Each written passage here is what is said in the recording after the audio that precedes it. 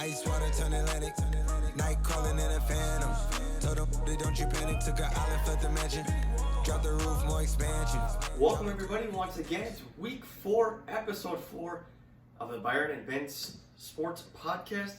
Don't forget to follow us on Instagram. The handle is at Byron and Bintz. And then we also have a YouTube channel, which is where all of our videos can be found. It's the B&B Sports Podcast. Just search it on YouTube and you'll find us right there as well. Let's dive right in. Byron, NFL best bet review. A little bit of weirdness going on this weekend because Cam Newton, Patriots quarterback, tested positive. So we had to change our best bet from the Patriots-Chiefs game, which was a good one last night for the most part, to Colts-Bears. And that was just as good of a game. A little bit more tight, but any of your thoughts on that? Yeah, I mean, it wasn't a surprise the Colts won this one. What was a surprise that the Bears almost came back. They were having a pretty bad first half, and then Nick Foles just turned it on, but turned it on a little too late, and they couldn't get that comeback. Jonathan Taylor had a decent game. Phillip Rivers had a great game. It was a great game. Not many people would think that kind of a game would be as exciting, but I thought it was pretty good. Yeah, I mean, it was really tight for a long time. I mean, the Colts scored a touchdown off a turnover early on the game, and for a while, that was the only touchdown scored. It was 13-3 at the half, I believe. Very low scoring, but the Bears have been the comeback kids so far. They only won their first 3 games because they came back and won, and they almost did it, and they were close to doing it again this past Sunday. Last night, Packers-Falcons Monday Night Football. Boy, oh boy, this Packers offense looks unstoppable. It doesn't matter who is in that ball game, especially on the offensive side of the ball. Any of your thoughts on this, on what the ceiling could be for this Packers offense? I mean, when you got a guy like Aaron Rodgers, I mean, the ceiling is the sky, really. And, I mean, it doesn't matter what you try to do.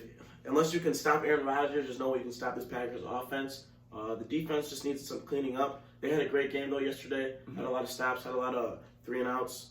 But, I mean, you look at this Green Bay team, and it's scary to look at. I mean, they're probably one of the best undefeated teams at the moment.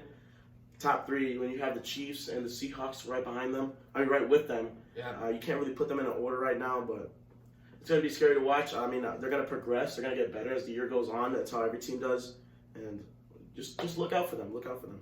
Yeah, you got to look for Davante Adams to return coming after the bye week when they go and face Tampa Bay in a few weeks.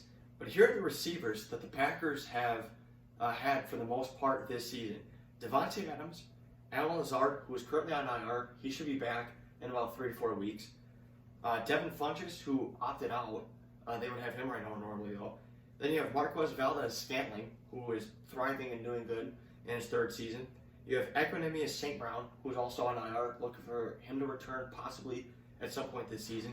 You have Malik Taylor, who stepped up last night, had some good catches. Darius Shepard made some good catches last night, and he was about a half yard shy of a touchdown catch. Then you have Reggie Begelton, who was the best receiver in the CFL last year. And then obviously fan favorite Jake Kummerow, who was cut in the preseason. Do you think the Packers needed to draft a receiver based on what I just read? Or do you think that they were content with that? Well, I mean, what you just read, I mean, half those guys are gone. I mean, Equanimeous St. Brown, Jake Kummerow was cut. You got a couple guys from the CFL who didn't make it. They didn't even get playing time last night. I mean, you definitely should have drafted one offensive weapon that's not a running back for Aaron Rodgers. I mean, look what he's done. And just another guy to add to Davante Adams to complement him. I mean, they'll probably be even deadlier than they are now. But if you look at it now, it doesn't seem like you needed it. But when those games come where it's going to be tight and you're looking for Davante, you're looking for Lazard, and they're not there, you need that other guy, that's where it's going to come to bite you. The 2020 receiving class was supposed to be one of the deepest in league history. There's already rumors that 2021 could be even deeper than 2020, so maybe they're waiting for a guy in 2021 that they have their eyes on. We'll have to find out next April. I guess we'll see. How disappointing have the Cowboys been so far? They are 1-3. If anybody caught that game on Sunday against the Browns, that was an embarrassment. The Cowboys defense this year, at least so far, is actually horrid. There's really no way to describe it. Your thoughts on them so far? I mean, don't sleep on the Browns. First of all, give the credit where it's due. Odell with 3 touchdowns in the game. You had Kareem Hunt running for some. Jarvis Landry throwing for Baker Mayfield. I mean, don't cut the Browns out. But yeah, the Cowboys have been terrible. I mean, they drafted a guy like CeeDee Lamb. They have one of the best running backs in Ezekiel Elliott. Dak Prescott supposedly the MVP. I mean, they had great games. I mean, Dak Prescott threw for 500 yards, 4 touchdowns. Amari Cooper, 134 yards. Don't forget about him. He's their number 1 receiver. But it just seems like they cannot get a grasp of the defense. Guys like DeMarcus Lawrence, Byron Jones, who left to Miami, that was one of your key defensive players. I mean, you don't even know who's on the defense anymore. And the defensive coordinator is playing double offense, what it seems like. But yeah, they have to step up their game now, or it's going to be too late for them. It's been an awfully disappointing start to the season for first-year head coach Mike McCarthy, obviously the former Packer head coach who was successful for the most part in his time here in Green Bay.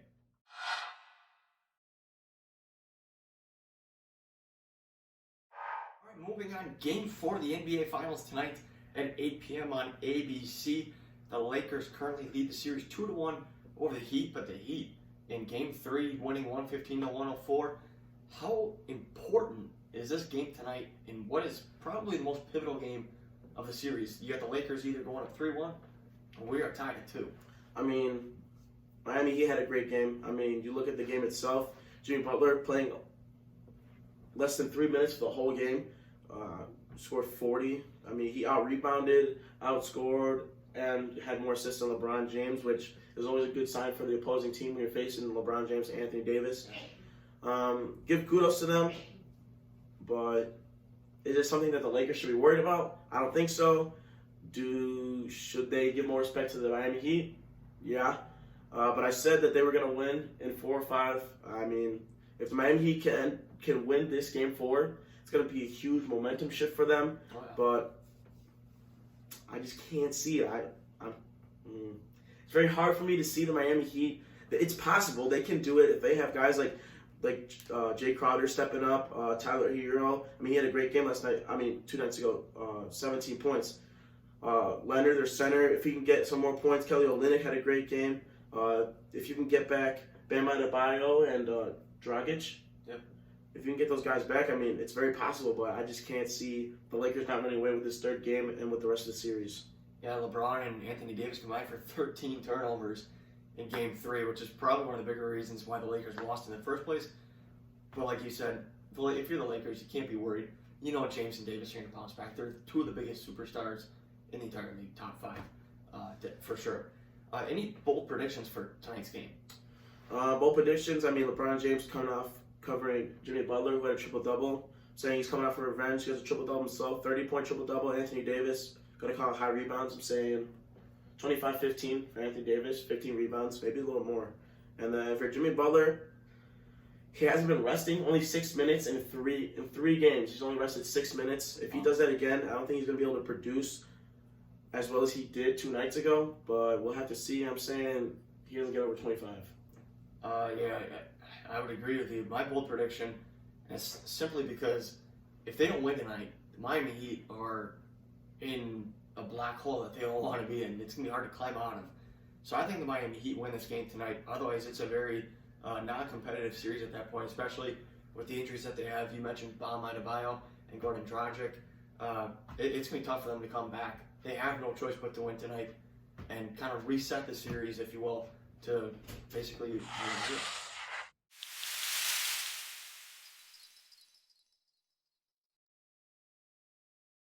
All right, MLB Playoffs as we continue on here on Byron and Bintz. The NLDS kicks off tonight. It's a big one. The Dodgers and the Padres, and then you got the Marlins and the Braves. You can catch both those games on FS1 starting at 1:30 this afternoon. The Marlins upset the Cubs and swept the Cubs in the wild card series 2-0. Do you think the Marlins are able to beat the Braves in this series, which is now obviously best of 5? I mean, it's very much possible. I mean, the Marlins were coming off about a 3 or 4 game streak, win game streak before the regular season had ended. Yeah. I mean, they proved what they are to the Cubs. Although the Cubs did have a lackluster of an end of a season and also beginning of a playoffs. But I mean, the Braves are much better competitors than the Cubs are. It's going to be a great game. I wouldn't doubt that the Marlins can win 2 games. They could probably win this series, but we're just going to have to wait and see. I mean, the Marlins-Braves is going to be a good series. Yeah, I think it's going to be a great series too, but I think the Marlins have had their little upset time, and I think the Braves are the better team. They'll be able to finish off the Marlins. I don't think the Cubs just were able to finish it off right.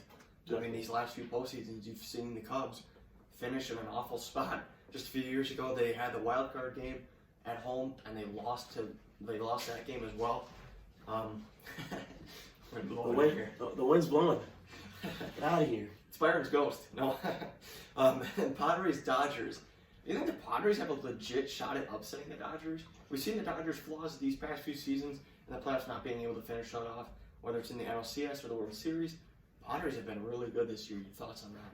I mean, Padres have been doing good, but the Dodgers are the Dodgers. Can't forget that. Yeah. I mean, they do have weaknesses, but after the Milwaukee series, they learned what to clean up. They know what to get done. So, I mean, I could say that the Dodgers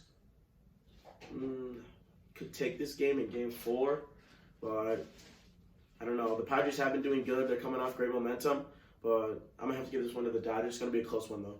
Yeah, I'm looking forward to these series. I really think they're going to be competitive series, but I got the Braves and Dodgers taking those series as well, which would make for an interesting NLCS, considering how good their pitching is on both teams. Exactly.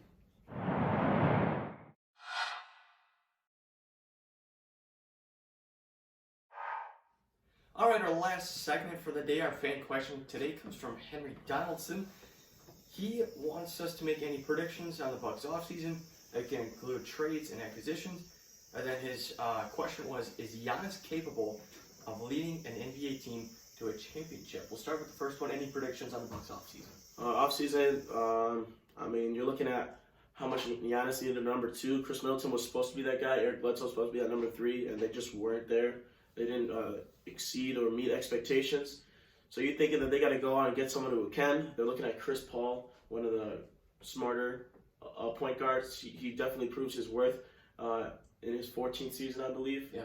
And, I mean, he does it all on the court. He can score, he can pass. I mean, he's a very team-worthy and very high IQ kind of player. I mean, you're looking at guys who can be free agents, who can be traded. You're going to Paul George. You're going to people who we can trade. Chris Middleton, Eric Bledsoe. You're talking about George Hill, who's a veteran. People can use him, but we don't have a great use for him at the moment. He was a great piece to our team, but I mean, there's a lot. The sky's the limit for trades.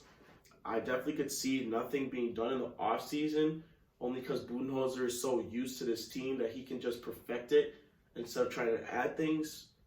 That's what it's looking like.